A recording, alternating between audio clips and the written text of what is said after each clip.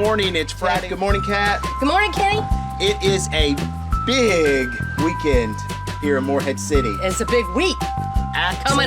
Coming up. We are down here at the Morehead City Yacht Basin, which happens to be the birthplace of the Big Rock Blue Marlin tournament. That's right. The Fabulous Fishermen, which is a group of men who got together, 64 years ago in 1957. The first Blue Marlin, Yes. Croy's Marlin, weighing in at 143 pounds, was actually radioed in to tell Styron, which owned the Morehead City Yacht Basin, that he was on his way in with a record-breaking fish. That's right. A whopping 143 pounds.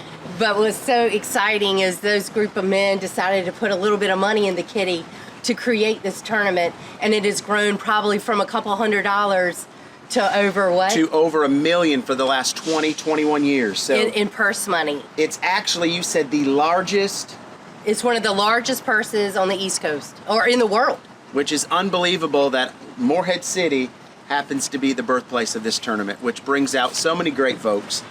Oh yes, and the Lady Angler Tournament starts it off. The Kelly Wagner Lady Angler Tournament is on Saturday, and all the ladies charter a boat, and it's in honor of Kelly Wagner, Casey Wagner's late wife, and they created that tournament for her, and it's fantastic, and that's an exciting way to kick it off. And then that evening is on to the captain's party, which That's is right. always a lot of fun. Which is always a great theme. I think everybody dresses up and Oh yes. has a great time. So we are very excited. Come down to the Morehead City Yacht Basin during the Big Rock Tournament. You may spot a famous celebrity, Michael Jordan. He may be on his boat. I know, we're waiting to see if it registers.